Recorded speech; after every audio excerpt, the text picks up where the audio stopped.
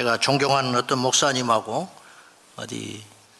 급하게 어디를 가는 길이 있었는데 그 목사님이 저에게 박 목사님 산을 가리키시면서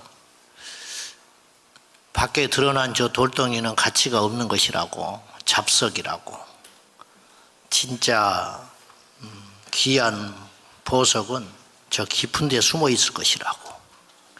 하나님의 사람들도 그렇다고, 드러나는 사람이 중요한 게 아니고 숨겨진 사람이 하나님 앞에 가면 큰 자가 될 거라고 이제 그러시더라고요.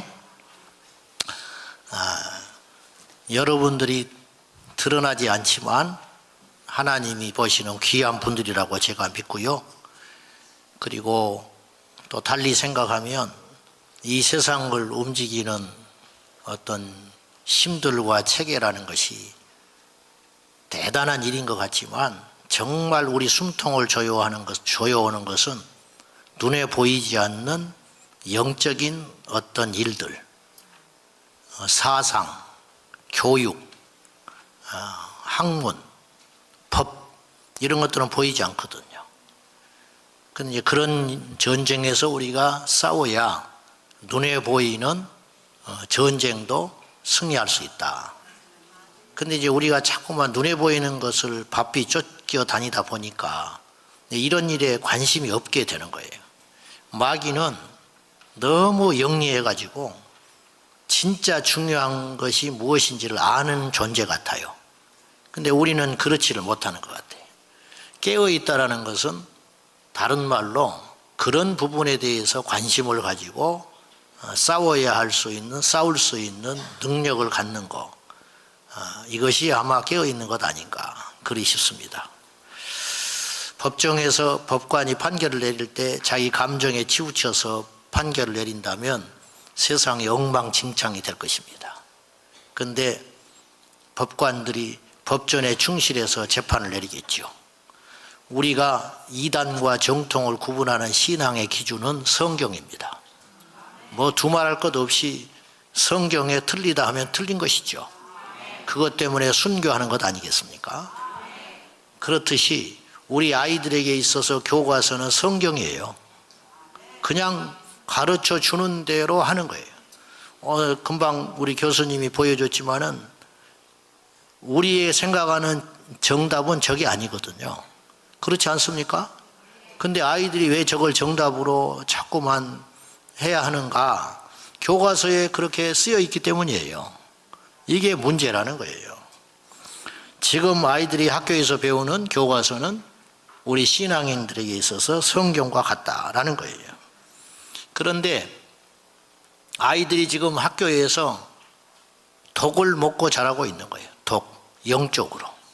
만약에 급식에서 아이들이 뭐 식중독 일으켰다.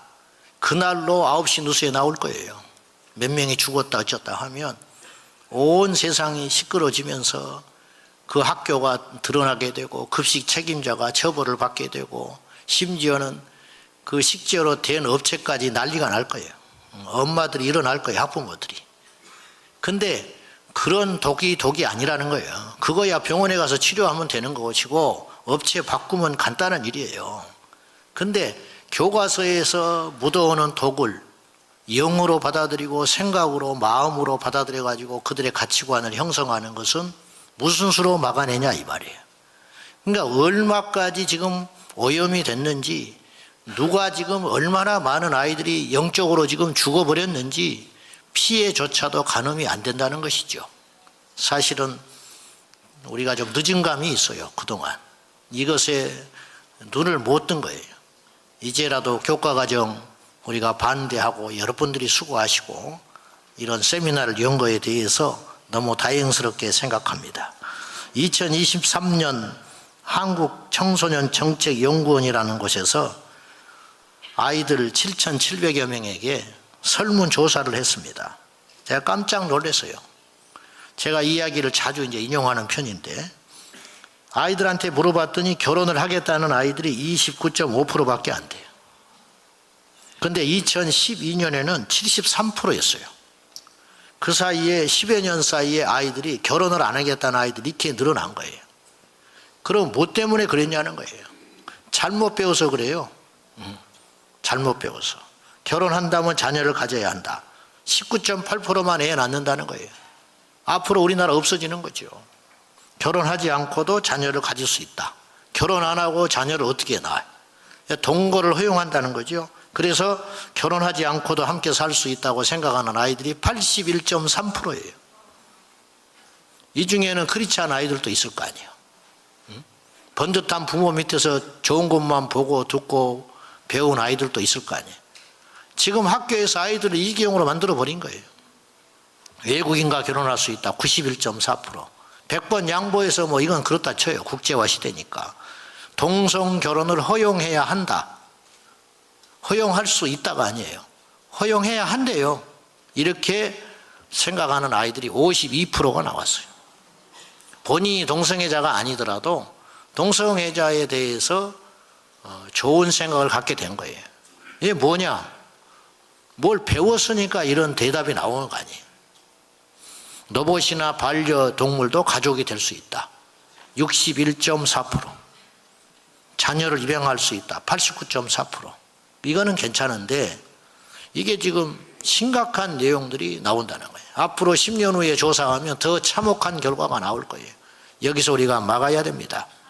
한마디로 결혼은 아이들이 지금 기피하고 있고 결혼 전에 동거를 하는 것은 더 이상 부끄러운 일도 아니고 유행이고 마치 그거에 대해서 제동을 건다든지 전통적 결혼관 성 개념을 이야기를 하면 시대에 뒤떨어진 사람처럼 취급받는 이런 시대가 되어버렸다는 거죠. 결혼을 하더라도 자녀는 낳지 않을 것이고 내가 동성애자가 아니더라도 동성결혼은 더 이상 막을 수 없는 대세라고 생각하게 되었다는 거예요. 아이들이. 반드시 교과서 속에 파고든 성오염, 저도 이제 오늘부터 성오염이라고 하겠습니다. 성혁명이라 하지 않고 성오염 사상을 정확히 분별해서 아이들은 그런 걸 분별해낼 능력도 없고 힘도 없잖아요.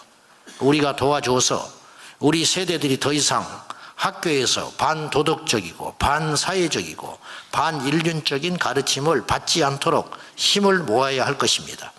이런 중대한 시점에 오늘 기자회견과 국민대회를 개최하게 됨을 기쁘게 생각하고 본 행사를 개최하도록 도와주신 우리 조배석 의원님, 우리 조정은 의원님, 또 우리 조영길 변호사님, 조씨들이 이렇게 훌륭한지를 몰랐어요.